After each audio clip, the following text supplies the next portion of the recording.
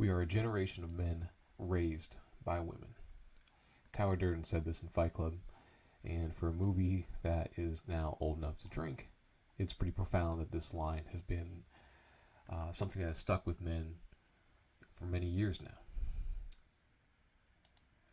Fight Club gets a lot of its attention for its consumerism commentary, but what it really drives home beyond just that is the lack of male role models in modern men's lives. Many men today have a crisis of masculinity because of poor father figures or no father figure at all. In fact, when we think about Jordan Peterson, who calls himself the father of the internet, it's abundantly clear that there are a lot of men today struggling to find a masculine role model of any kind. Now, if you haven't seen the movie Fight Club, you owe it yourself to watch it right away. I can't imagine there's too many men that haven't seen this movie, especially if you found my channel. But it is the pinnacle of male movies. So I want to delve into this here a little bit. There's a scene where one man, he basically gets cucked by his wife after he finds out that he has testicular cancer, where they're sitting in one of the group therapy sessions, obviously for testicular cancer. And in this scene, he claims to be happy for her and her new man that she's having a child with together. But, immediately after saying that, he's openly weeping to this crowd in the group therapy session. So this is what society dictates men do, though, right? It's expected for men to act civilized and to hide their true emotions of pain, anger, and sadness deep down inside. The only reason he can share his sadness and frustration is because he's in a group of all men. The harsh truth is that society is not mature enough to see grown men cry, because they expect men to be the strong, stoic figures while simultaneously bashing them for their quote-unquote toxic masculinity. Men are lost in modern society and have no role models, so they try to fit in by being consumers and corporate monkeys. Men are providers by nature, and modern society has robbed many of us of our purpose, especially now as many as 30 million people find themselves seeking unemployment, probably for the first time in many of their lives. And despite that, there's so many safety nets in our current lifestyle that it kind of undercuts our ability to provide in a lot of ways. So while it's good that these safety nets exist, it's given women the choice of being able to decide, do they want a man to provide for them, or do they want the state to provide for them? Because there's plenty of benefits, and it gives them the freedom to live their lives however they see fit, whether it's beneficial to them or not. It creates this moral hazard where even if they're making bad decisions, there's a safety net in place that'll catch them. And that leads to a lot of boys and girls growing up without a strong father figure. So without a father figure, children lose half of their positive influences growing up. Men and women are meant to work together, and this modern society has created an imbalance here. Fathers show boys how to become men. They show them how to be resilient and how to think rationally and logically. They teach boys to be tough. On the other side of the spectrum, mothers balance this out as they teach boys to be emotionally available and caring.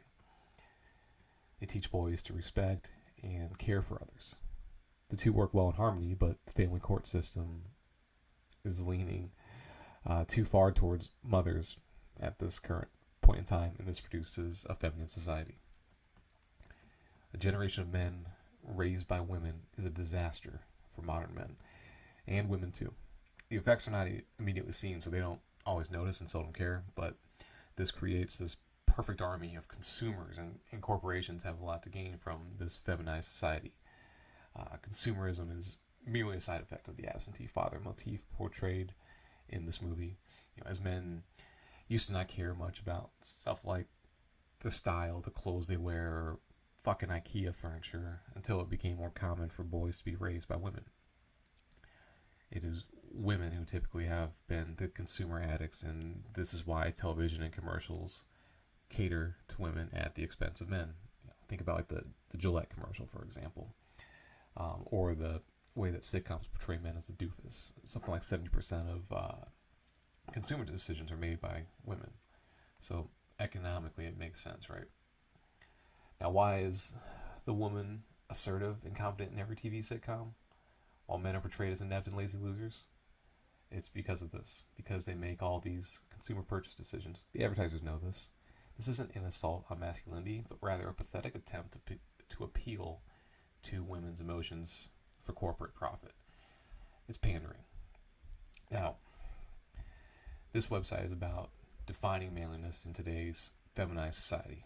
There are men who don't know who their father is. There are men who have been separated from their father. And there are men who simply just choose not to be involved in their child's life. And all this together has created a void that I seek to help fill.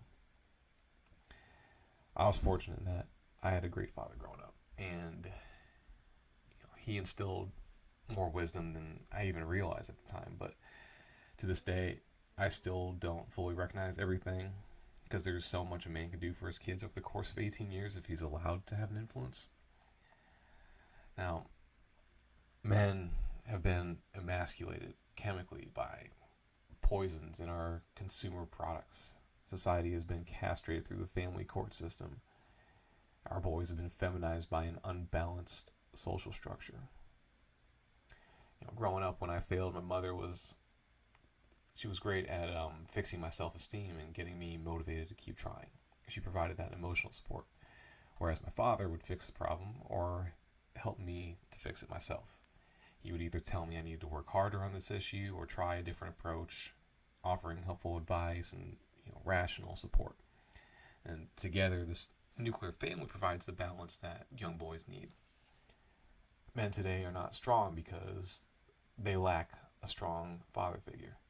Now, the success of Fight Club, again, a movie that's 21 years old now, it shows the idea of rejecting consumerism and seeking brotherhood is an idea that resonates with something deep inside nearly all men. Men don't belong stuck in an office all day doing mundane tasks, deprived of sunlight and a sense of purpose. Men need brotherhood. Men need physical activity. Men need the tactile ability to provide for themselves, their family, and community. Modern men have lost their identity, and the movie could not have made this any more obvious by creating a character with no name. His apartment does not define himself, so it's destroyed. His self-help groups are merely a stopgap to his current insanity and this unfulfilling life that he finds himself stuck in. So he leaves those, and he creates his own tribe. Man needs purpose, and the narrator stops consuming and creates something of his own. He is not the man capable of doing any of this, so he creates this alter ego in Tyler Durden, the ultra-masculine, good-looking, confident alpha male he needs to destroy his old life and become anew. When he evolves beyond both a pathetic corporate lackey who was sleeping through life and the Fight Club making, car stealing, entrepreneurial soap maker / terrorist, he destroys both and becomes a new man, reborn with a sense of purpose and a new appreciation for his own life. So what's left at the end of Fight Club? No apartment, no IKEA furniture, no credit cards, no Tyler Durden. All we are left with is a man, a woman he loves, and Fight Clubs. They kind of downplay this, but the Fight Clubs do survive.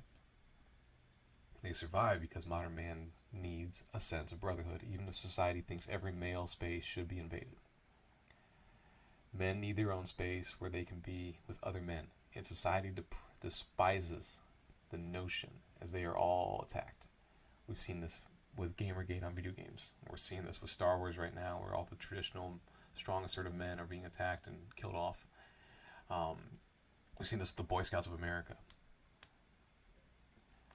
Now, this may mean that we have to go forward and make our own spaces, starting our own club. Obviously, I'm not recommending a fight club, but the heart was in the right place, and that's where Path to Manliness is taking a step up. Now, I've just decided to start launching a group for men that are looking for a sense of brotherhood, like-minded men that are working together, building things together, supporting each other. Now, if you'd like to know more, click the link down below. But the initial group, the outer circle of this group, is my Discord server, where we can get off of social media, we can interact with each other and hold each other accountable. The whole idea of creating this Path to Manliness was to provide men a source of inspiration, a reminder that it's okay to be men, and motivation to be a better man. This tribal connection is what's missing in modern society, and that's what I aim to achieve by creating this Discord server and so much more. That's just the very beginning of this. So again, click the link below if you want to learn more, or contact me either through email or on Twitter. I tend to read my DMs pretty well. So let's start reclaiming masculinity.